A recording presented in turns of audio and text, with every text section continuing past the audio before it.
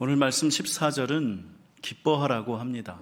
시온의 딸 이스라엘, 예루살렘의 딸은 서로 다른 세 대상이 아니라 하나의 대상인데 이들의 이름을 바꿔 부르면서 기뻐하고 즐거워하고 노래하라고 강조합니다. 기쁨이나 즐거움은 작은 것들에도 충분히 담겨 있습니다. 그래서 오늘 말씀 기뻐하라는요, 우리에게 이런 질문을 줍니다. 우리가 하나님을 믿으며 살 때에도 작은 기쁨들이 있지 않느냐고요. 구원이나 천국이나 기적 같은 큰 일들이 아니더라도요, 날마다의 작은 기쁨들이 여러분에게 있으니까 기뻐하라고 하십니다.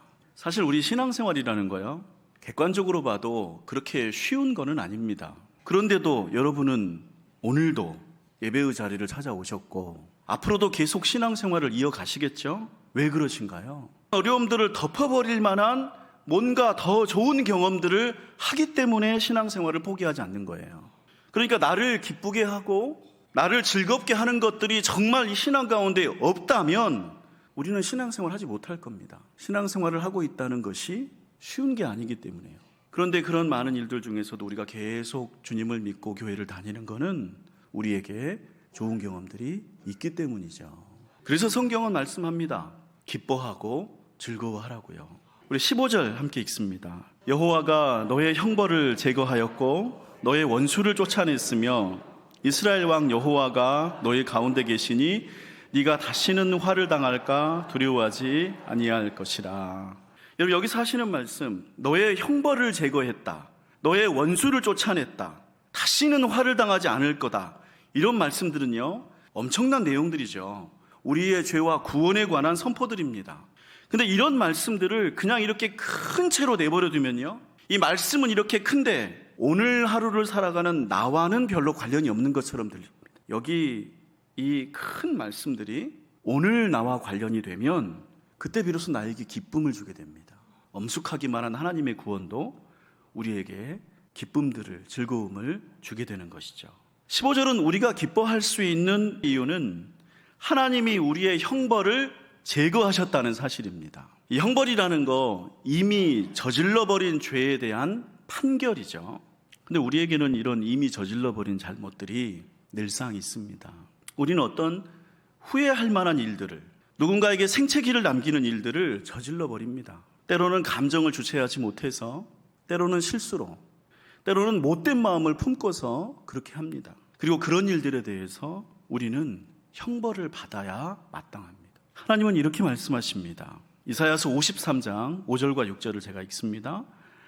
그가 찔림은 우리의 허물 때문이요 그가 상함은 우리의 죄악 때문이라. 그가 징계를 받음으로 우리는 평화를 누리고 그가 채찍에 맞음으로 우리는 나음을 받았도다. 우리는 다 양 같아서 그릇 행하여 각기 제 길로 갔거늘 여호와께서는 우리 모두의 죄악을 그에게 담당시키셨도다. 이 말씀은 예수님의 십자가 죽음에 관한 내용이죠. 예수님의 몸으로 우리의 죄를 담당하셨다고 합니다. 우리의 죄에 관해서 말하기를 우리가 각기 제 길로 갔다고 말합니다. 제 길로 간 것이 죄라고요. 우리가 겪는 고통과 힘든 일은 대개 우리 곁에 있는 누군가가 자기 길로 가버린 데서 비롯됩니다. 나는 내 길로 갔다는 생각, 나는 내 할 일을 했을 뿐이라는 생각이 우리가 다니는 회사에서, 학교에서, 그리고 가정에서 다른 사람들을 괴롭히는 경우들을 우리는 이미 많이 보았습니다. 그런 일들을 사람들은 작다고 여깁니다. 작으니까 별거 아니라고 생각합니다. 괜찮다고 덮으려고 하지만 우리의 삶을 무겁게 하는 짐들은 대부분 그 작은 잘못들이 반복되면서 생겨납니다. 예수님이 십자가에서 우리를 위해 대신 지신 죄라고 하는 것들은 중한 죄들만이 아닙니다. 우리가 날마다 혹은 별게 아닌 듯이 저지르는 작은 잘못들입니다. 누군가를 함부로 비난하는 작은 일들, 무심코 주는 상처, 내가 내 길 가는데 네가 무슨 상관이냐 하는 행동들입니다. 누군가 그 때문에 괴롭힘을 당했다면 거기에는 작은 형벌들도 따라야 마땅합니다. 잘못을 했으니까요. 근데 오늘 말씀 15절은 뭐라고 하십니까? 너의 형벌을 제거하였다고 하십니다. 우리가 그런 잘못들을 저지르고 살아가니 거기에 응하는 형벌을 받아야 마땅하지만 예수님께서 제가 받을 벌을 대신 받으셨으니 저의 형벌이 제거되었다는 뜻입니다.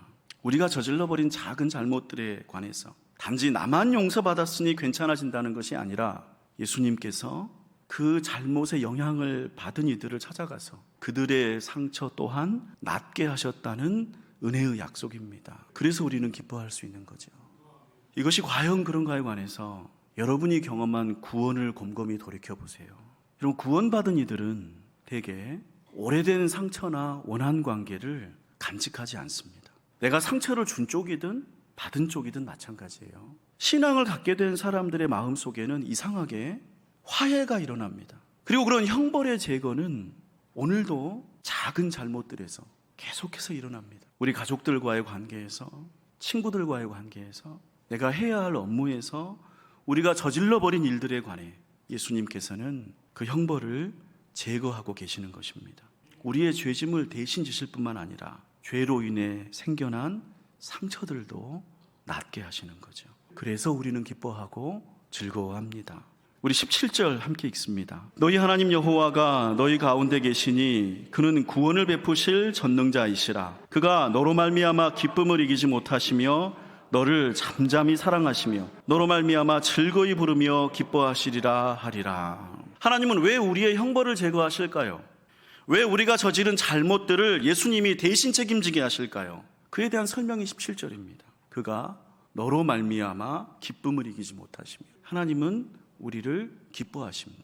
이것은 통상적으로 자기 자녀들을 향한 부모의 마음이기도 합니다. 하나님은 왜 우리를 기뻐하시는가? 그가 우리를 지으신 분이기 때문입니다. 이것은 기독교 신앙에서 아주 중요한 믿음입니다. 기독교 신앙은 하나님을 우리의 창조주이자 우리를 구원하시기 위해 자기 자신을 직접 희생하는 부모로 믿습니다. 사람이 잘못되었다고 해서 버리기보다는 그 사람을 구원하기 위해서 자기 자신을 십자가에서 죽이는 신입니다. 17절의 이와 같은 신앙을 보여줍니다. 하나님은 우리로 말미암아 기쁨을 이기지 못하십니다. 보기만 해도 좋아하신다고요.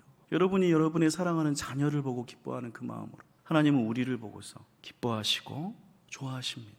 그리고 이러한 하나님의 상태를 17절은 사랑이라고 부릅니다. 너를 잠잠히 사랑하시며라는 구절은 우리를 향한 하나님의 사랑이 얼마나 깊은가를 말해주는데요. 이 구절은 하나님의 사랑이 너무 커서 우리를 잠잠하게 한다는 뜻입니다. 우리는 살면서 겪는 여러 가지 일들 때문에 마음이 복잡합니다. 불안하죠. 걱정되고 두려워합니다. 화도 나고 눈물도 납니다.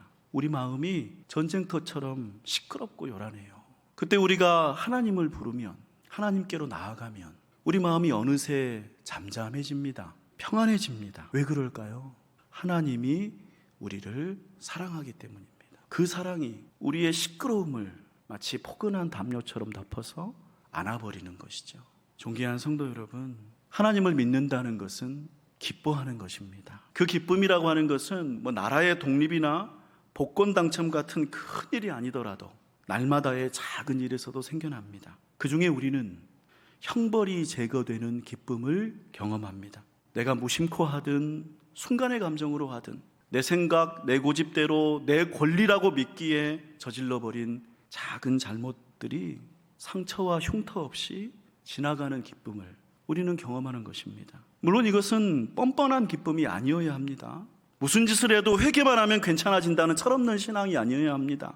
내가 풀고 싶지만, 내가 미안해서 돌이키고 싶지만 그렇게 할 수 없는 잘못들조차도 주님께서 그 상처 입은 마음을 아물게 하시고 낫게 하심을 믿으니까 기뻐하는 것입니다. 그리고 그런 과정들이 우리 삶을 둘러싼 작은 허물들을 쌓이고 쌓이게 해서 단단한 미움으로 바꾸는 게 아니라 그럴 때마다 녹고 풀어가서 지나가게 하는 것이죠. 그래서 우리는 그런 경험들로 인해 기뻐하게 된다고요. 이처럼 우리를 향한 하나님의 사랑은 깊고 깊어서 우리의 고민과 근심과 염려와 불안을 잠잠하게 하고 우리를 평안하게 하는 줄로 믿습니다. 이러한 사랑으로 인해 여러분의 신앙생활과 일상생활이 기쁨으로 가득 차기를 축복합니다. 우리 시간 이 말씀을 내 마음에 품고 성령님과 함께 거두는 기도를 드립니다.